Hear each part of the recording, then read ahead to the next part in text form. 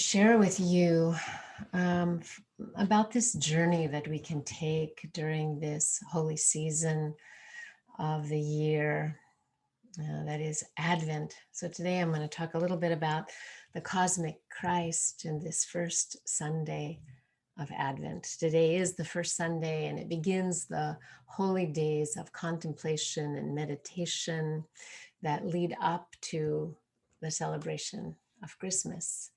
It is observed, Advent is observed by some, but not all Christians, and by many others who are what they would call interspiritual, how they would term themselves, interspiritual or interfaith. For many who celebrate Christmas as a family or social holiday, however, Advent is non-existent. So Advent observance for me was not something that I learned from my family or even from my limited exposure to the church. I learned about Advent as a soul pilgrim, as a lover of God and a seeker of truth. It called to me. Like the rituals in many traditions that are about awakening to the light, whether it's Hanukkah or Diwali, the theme is there, journey through this time of darkness and find the light that does not fail. So I have been known to knock on any door that leads to God. And Advent is a doorway to divine realization. Advent, the word means the coming or arrival, and it refers to the dawning of Christ consciousness. It's a time for searching our hearts, waiting in the mysterious darkness for the promptings of the soul, for the light of God to guide our way forward. And during this time of great stress and sorrow, in our world, the inner journey of Advent offers a way for us to access, to find the strength, the inspiration, the peace, and the renewed faith and joy that we so need. It's a way to nourish our soul life and help us focus on what really matters. For me, this contemplative season is always mysterious, and it begins somewhere below the surface of my awareness.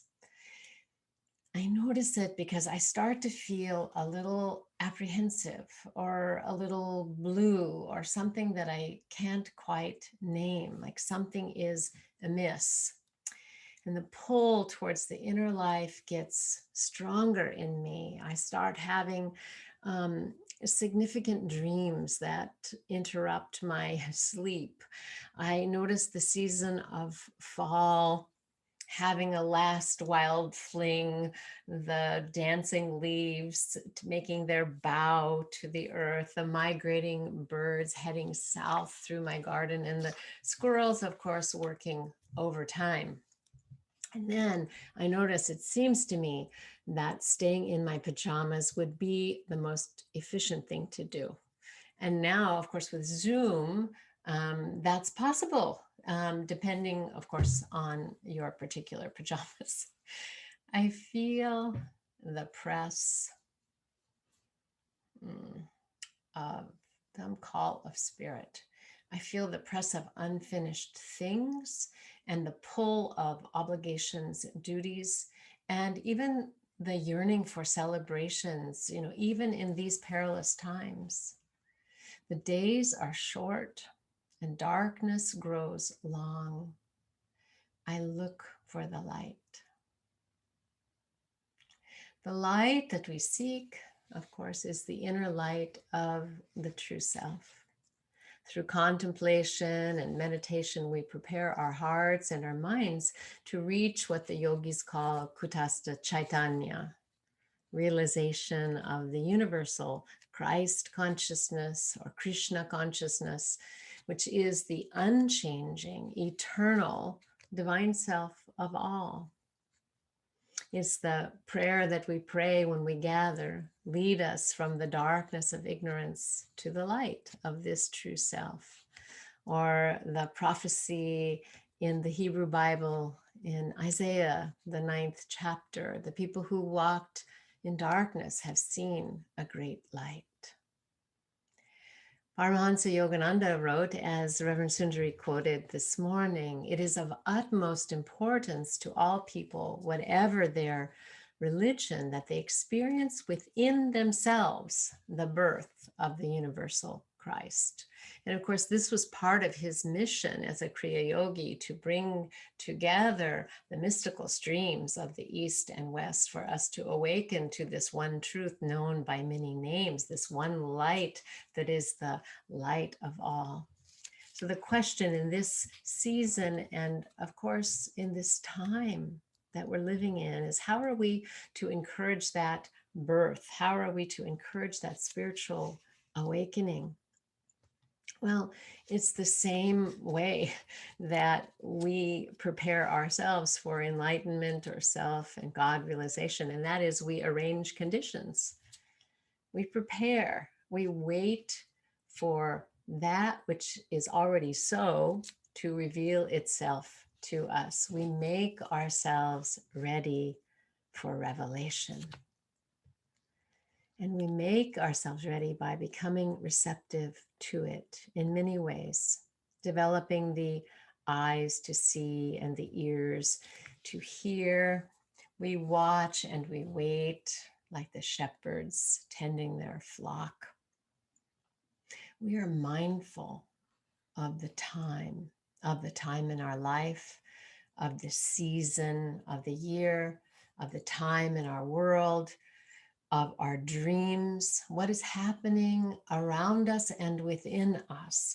We contemplate the story of the birth of the Christ as our story, as the universal story of spirit being revealed in our lives and in our world. Yesterday, after a great series of mundane frustrations, I had to stop and pay deeper attention, ask myself, what's going on? What's the theme that is happening here? And most importantly, am I present to my experience? This is the key to worship in this time as we step through the darkness. Am I able to be here now, present to my experience? Because now is the God moment. Now is the spirit moment. Now is the yoga moment. So here's what happened. I couldn't find things. I couldn't find things. Things were lost. Time was running short. My grocery order was missing. I called the store. It was on the way. It didn't arrive. It was lost. I misplaced some notes that I needed to prepare. I ordered an online gift certificate for our granddaughter for her birthday. It didn't arrive. I went up into our little attic above the garage to bring down the Advent wreath and the candles that I needed to offer for the workshop this afternoon. I couldn't find it anywhere. I searched through the house, the drawers, the closets, not there. So I went back up into the attic with the flashlight, not to be found. So I stopped. I went for a walk with Amarnath, took my mind off those things. And then I began to contemplate it all like a dream. What could I see if I look at it like a dream? Well, I was looking for something that I couldn't find. I was depending on things to be where I thought they would be and should be, where I wanted them to be. And that wasn't working. So I saw, as I contemplated, I saw myself going up into the attic for a second time, even knowing that the wreath wasn't there. And this time I was armed with my flashlight. I started thinking then about how the attic is symbolic of the mind. You know, it stores things. Some things we can see at the conscious level of mind, and some things that are way in the back with the cobwebs, the unconscious mind. I was searching with my understanding, had my flashlight. It couldn't be found there, not in the mind. What I really want in this season, what I really need, cannot be found with the mind. It can't be satisfied either by any delivery system other than the soul. All other delivery systems were failing me. In the Christmas story, the birth of Christ takes place in the stable because there's no room for them at the inn.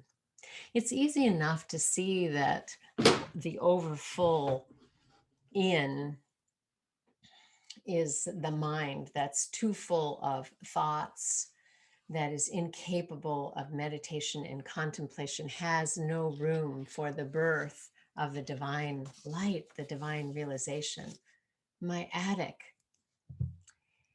Then I also began to think about how religion, or even our spiritual path, may be like such an inn, a place that is so full of beliefs that it lacks space for the divine presence itself, the cosmic Christ, the Buddha, or Krishna's consciousness. No room for it. Many people leave religion, and this applies to any and all of them. Many people leave religion because they find it unfulfilling, hypocritical, simply not relevant, or they have encounters that are wounding. And though I wasn't raised in a religious tradition, I did not escape that wounding and shaming that religion can bring. As a minister, I have counseled far too many people nearing their time of death whose last request was to be freed from some religious-based shame that they took on. So this is what I want you to know. Religion is not God's fault. Think of it this way. Religion is a noun. It may be divinely inspired, but it is man-made. It's like a noun, the way we try to name and describe something that actually cannot be put into words, that cannot be contained. But God is not the noun. God is a verb. God is life itself, love itself. God, spirit, divine love, whatever name you choose to call it, that is the life of our life. And it is active in our life right now, at this time, in this season of great darkness. So to commune with this presence, with this verb, we become pilgrims. We go on a journey of willingness, willing to be transformed, willing to have our eyes open so that we can see the light of truth. And the path that we must take toward the light is a path of darkness. It's one of mystery, of not knowing, of surrender. The way of self and God realization is indeed universal, but the way it unfolds and what is required of us is unique to each person. This is how Joseph Campbell, the great mythologist, described this way. He said, "You enter the forest at the darkest point where there is no path. You enter the forest at the darkest point where there is no path. Where there is a way or path, it is someone else's path. If you follow someone else's way, you are not going to realize your potential.